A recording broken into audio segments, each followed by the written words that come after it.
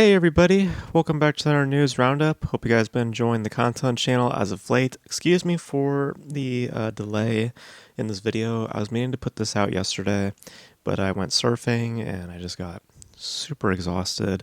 Ended up hanging out with my brother all last night, so I didn't get a chance to record this and upload this. So hopefully tomorrow, being the 17th, you'll be seeing this video. So hopefully you guys have been enjoying the content lately. We got a couple of things coming down the pipe as well, so stay tuned for that. But yeah, so we're just going to cut this short and we're just going to dive right on in. So of course, coming off the weekend, we had a brand new release in the form of How to Train Your Dragon, which I believe me and my brother will be seeing on Tuesday, so have a review out for you guys, hopefully by Wednesday. So, but came out and had a fairly decent opening, all things considered. Collected a solid global debut of $197.8 million, so roughly a $200 million opening. And in terms of the finances that circle the movie, the production cost amount to at least $150 million. And as of this writing, there's no disclosure of the marketing expenses. I want to say it's like at least 100, just because there were some cross promotions going on, like going with Burger King and other things here and there.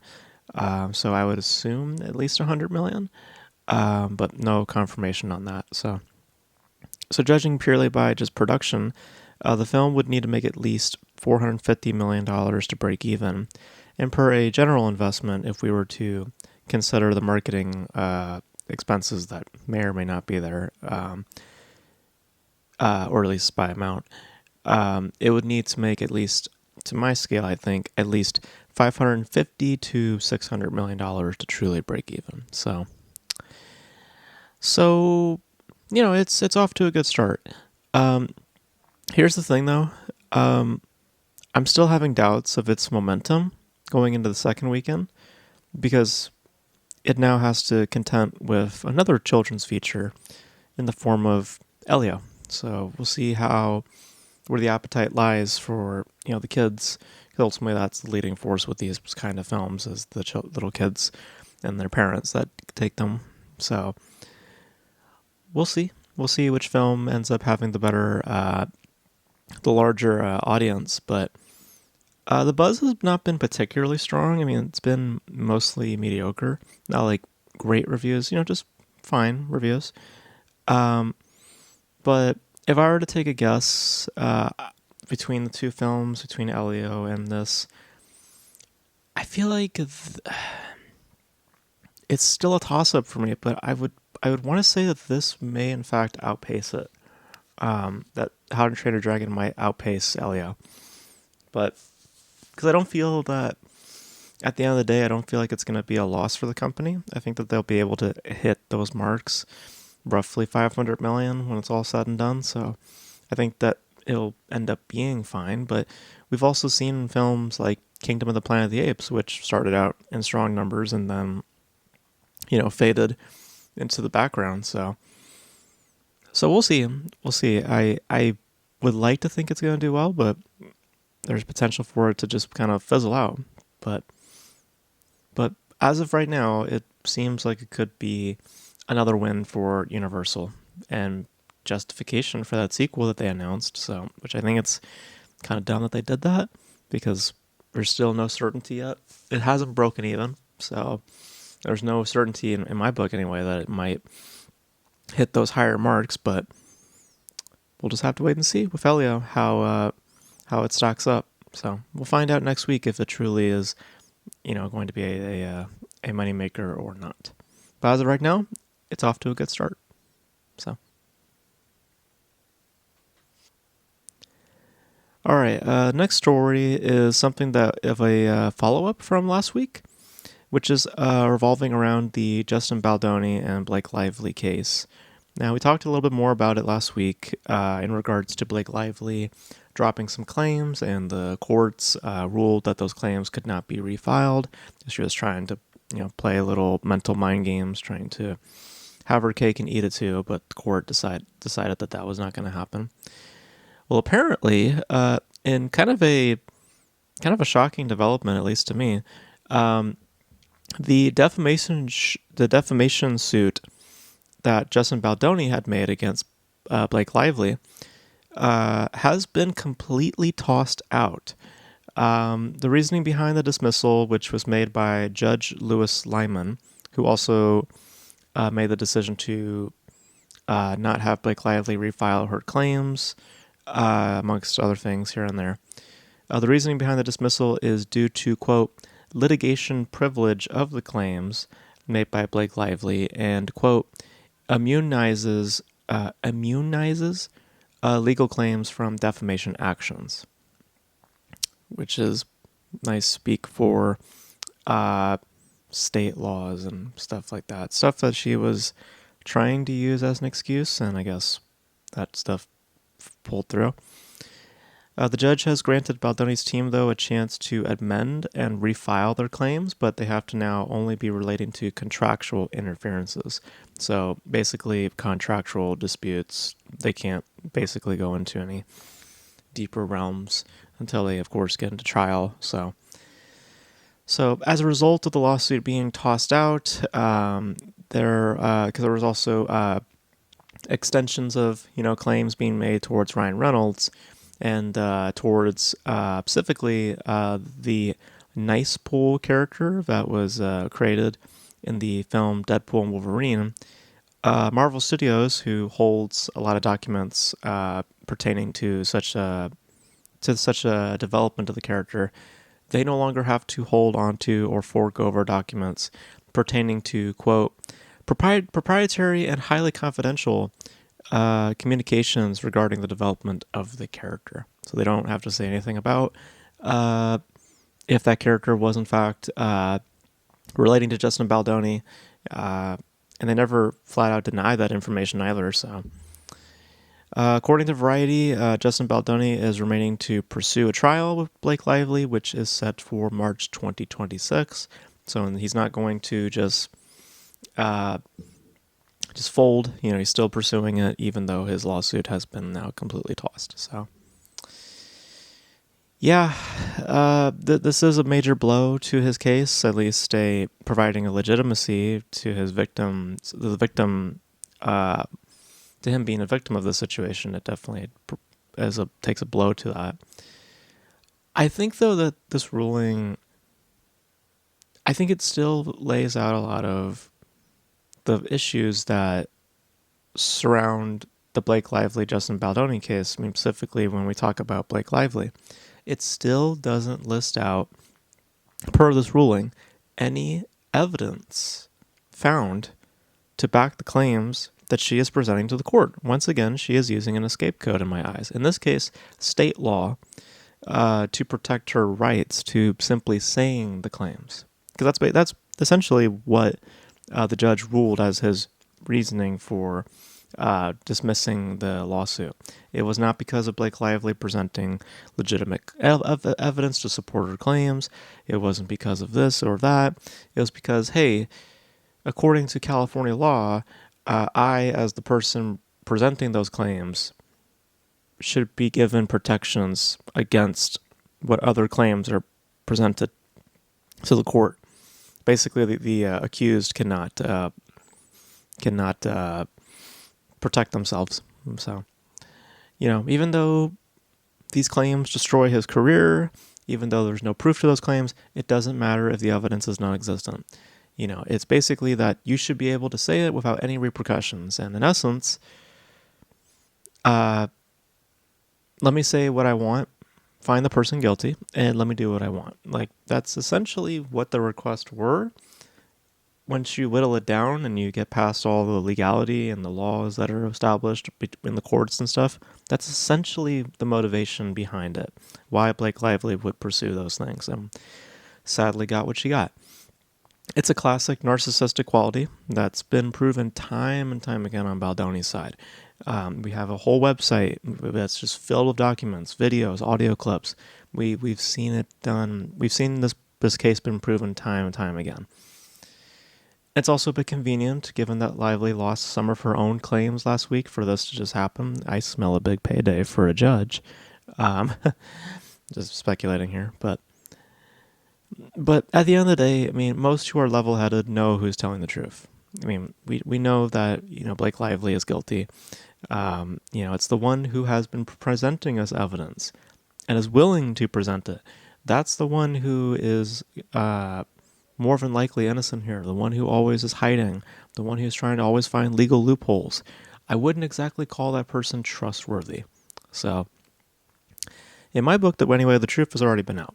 And Hollywood will probably just sweep this under the rug, as they do of a lot of cases, and they'll just keep moving forward with these people because they make them money. That's the sad reality here. And that's, to me, kind of the tragedy of this case at this point. So,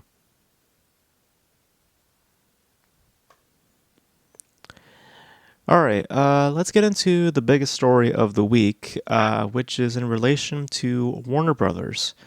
According to multiple sources, Warner Brothers Discovery is pursuing an idea to split itself into two separate companies. They're going to be detaching their film and streaming divisions from their television divisions. So, according to the Hollywood Reporter, David Zaslav will remain as the CEO for, quote, streaming and studios, and Gunnar Weidenfelds, who is currently the CFO of Warner Brothers Discovery, he'll become the CEO of, quote, global networks, so essentially their television divisions. The split is expected to be finalized by mid-2026.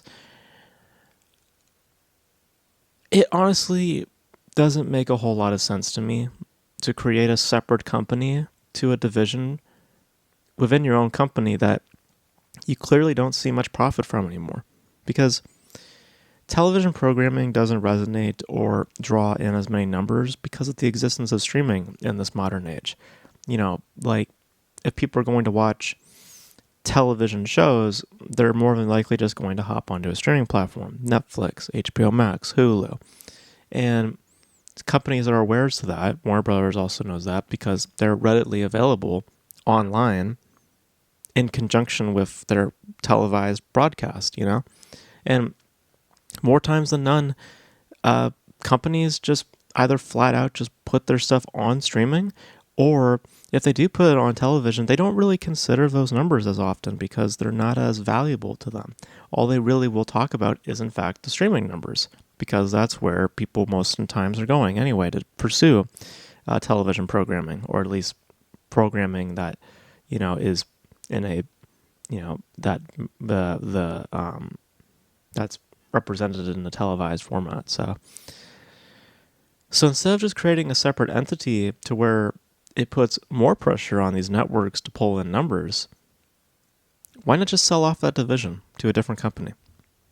Have someone else handle production, and you can simply act as a distributor and then prop up your own streaming service to house these networks. I think then you'd be providing, because I feel like the incentive here is to, or at least the idea of sorts, is trying to prop up a division.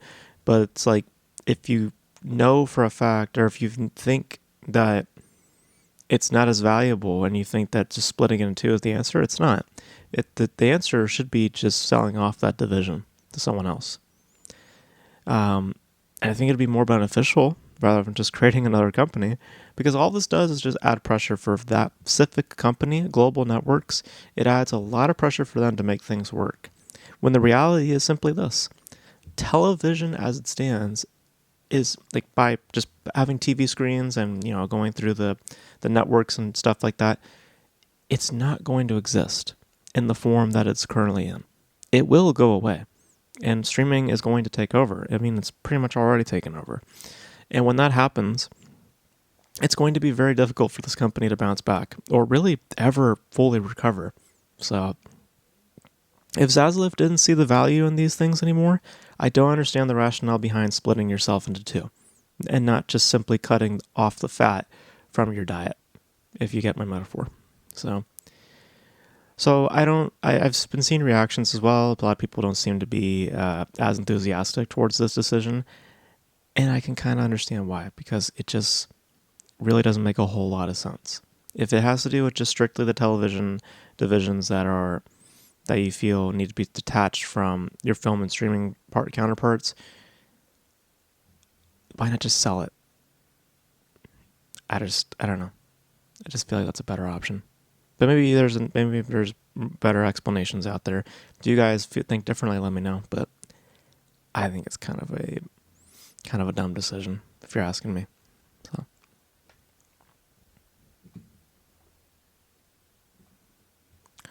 So. Speaking of Warner Brothers, we have a announcement that was made a few days ago, or at least I think it was a few days ago. According to multiple sources, Warner Brothers is looking to remake the Christmas classic A Christmas Carol. And the only reason that I'm bringing this up is because of the talent that was involved, and I think that this sounds really, really cool.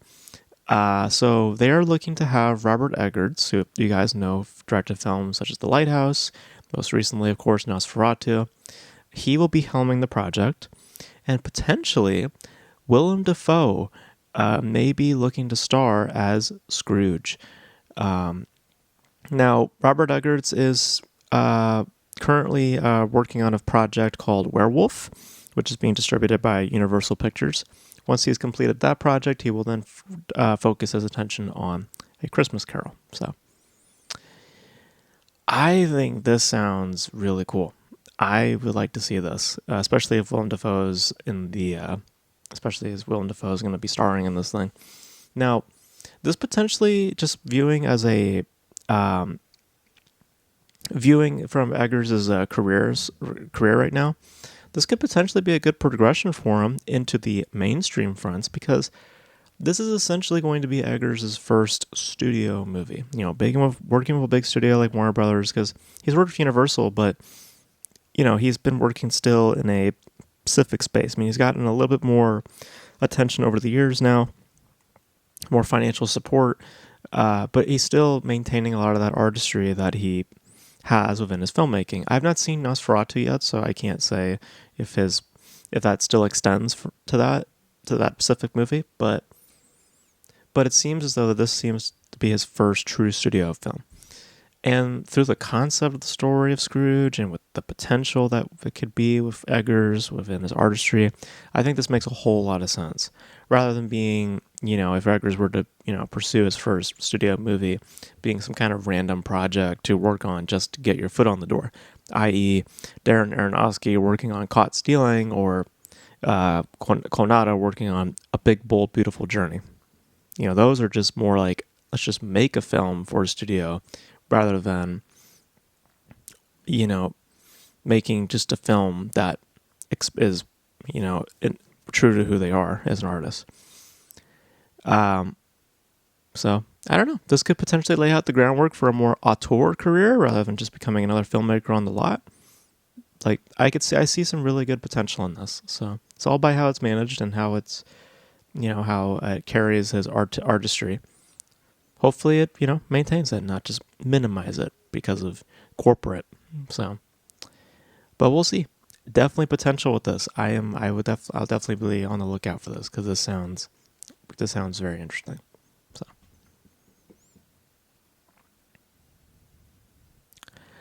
alrighty, we have one trailer to discuss for today, and then we're going to call it a day.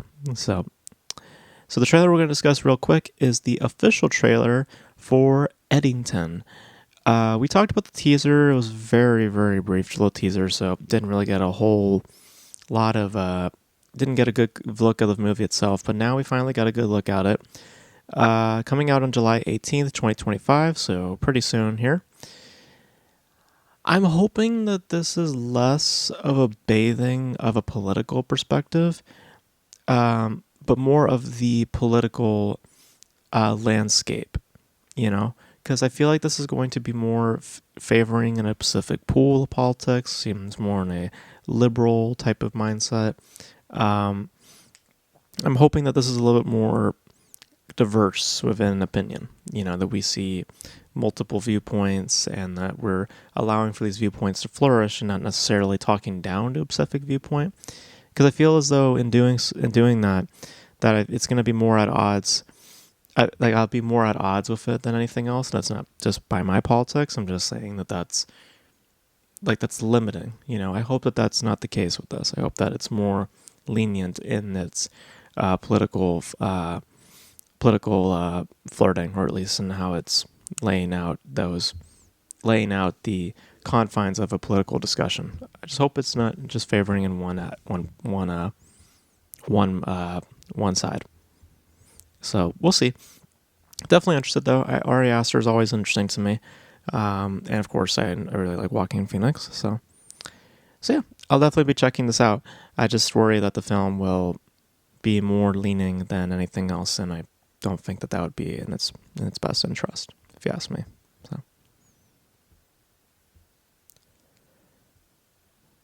but yeah, those are my thoughts for this week, guys. Thank you guys for tuning in. Again, sorry for not posting this yesterday. Just got really tired. I don't know if you can hear it in my voice. I'm still a little congested from the beach, but you guys want to hear your thoughts on all these topics in the comment section below. Your guys' thoughts on How to Train Your Dragon may perform this upcoming week. Justin Baldoni losing his lawsuit. Warner Brothers splitting in two. A Christmas Carol getting remade. And your thoughts on the Eddington trailer. And if you have seen the film Eddington, let me know your thoughts. All these things, all these topics in the comment section below. And that's going to be it for this video, guys. Thank you guys for tuning in. And until then, I'll catch you guys in the next video. Bye.